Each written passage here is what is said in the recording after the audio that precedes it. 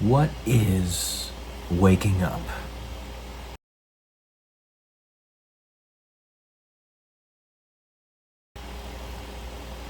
Welcome to day 195 until I'm a YouTube millionaire. I was just watching a video on YouTube by a channel that I am subscribed to that I really like. It's called Lazy Game Reviews of Clint Basinger, who is the owner of that channel, talking about the future of the channel. And he is 3 years older than me. He was born December 27th, 1986 or something like that, right around there. Don't ask me how I know that. I just remember people's birthdays really well. Not always perfectly, but pretty well. And he was actually just talking about how this hurricane that went through his house, his neighborhood, the last couple of years, and how everything had been upended for his life, really changed his perspectives on a great number of things. That how he had been living a life that was small and quiet, and despite having such a gigantic channel, it's a comfort channel, a channel that people watch in order to just kick back and relax and get their minds off of other rubbish and nonsense. He hasn't really been living life. He was mentioning how from this point forward, he's going to start traveling more and doing more things that are going to fulfill his soul and enrich himself and, the world in some way. He has no wife, he has no kids, and from what I can gather, he's never even pursued those things. It's just been him. And he said that he felt like he, in the last few months since the hurricane, has been operating on autopilot. But I think it's actually the inverse. I think he was operating on autopilot before, without thinking about anything else, all right, in life that was important or not, and just sort of living, being a bump on the log and not doing really big things and all that, even though he's been given this amazing gift of life and all the resources he could ever need with this gigantic YouTube channel he's got. He doesn't have to work super hard. He doesn't have to be the antidote to everybody else's illnesses, mostly spiritual and psychological. Though he is an aid in that, I will definitely tell you that. Like I said, it's a comfort channel. And he was saying that he was operating on autopilot since the hurricane. Like I said, pretty sure it was the inverse. He was operating on autopilot before the hurricane, and he suddenly woke up. When that hurricane happened, which was outside the script, it was outside the script. Think about it, guys. Outside the script. He wasn't being controlled by it. It just hit him right there. Jostled him out of what he was doing. And now he doesn't get as much fulfillment out of what he was doing before. He wants to do more things that are valuable. And maybe he's not going to be a solo person anymore and will actually find a woman to be his wife and have a family.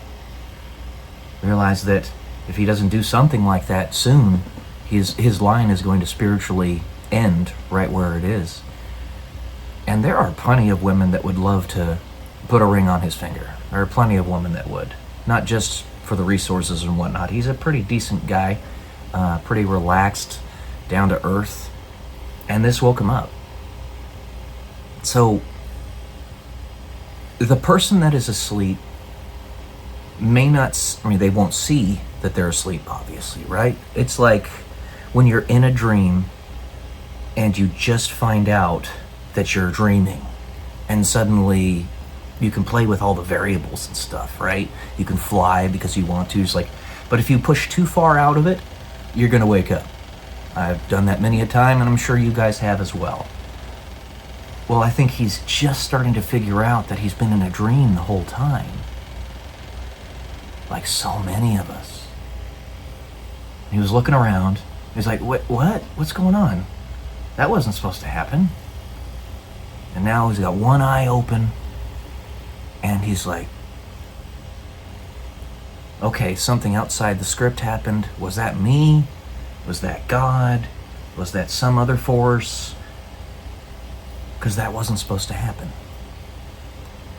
And this hurricane that hit the Appalachian Mountains was a once-in-a-century hurricane.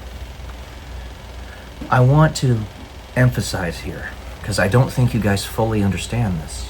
And I'm speaking to not just millennials here, but also Gen Xers and Gen Zers, right? All of us in this time alive. Anybody who's going to watch this video. Things have happened that are so profound and gigantic the last 10 to 15 years, all in such quick sequence, that it's utterly insane. It's utterly insane. I mean, over the course of 5-10 years, it was like 5 years, my generation endured like 5 or 6 black swan events. It was insane. And it's still continuing. It's like the whole simulation is breaking down. And everybody who's still asleep right now is going to see pretty quick, and they're no longer going to be that way. That we are actually the conscious creators of the world around us. Not just simply NPCs, but we actually create it as well. And we're going to see that process, I think. Because this charade can't last much longer.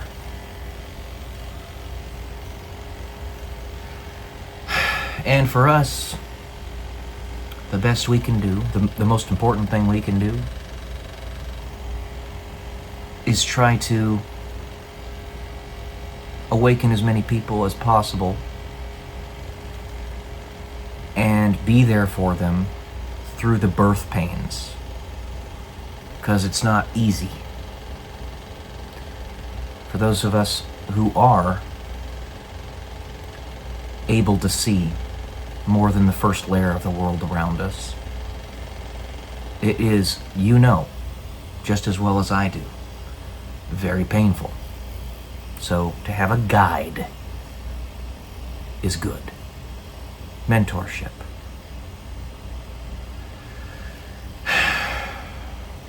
This can't last much longer. I don't know what's making it last as long as it has, but re-gauge what you think being awake is. I don't even really know. Just some ideas. How do you conceptualize the number 0 if you've never thought of such a thing? Or the 5th dimension if you've never thought of such a thing or haven't even imagined it? It just randomly pops up in your mind out of nowhere? Is it seeded in there but through inception? Is it some combination? We don't know. It's interesting.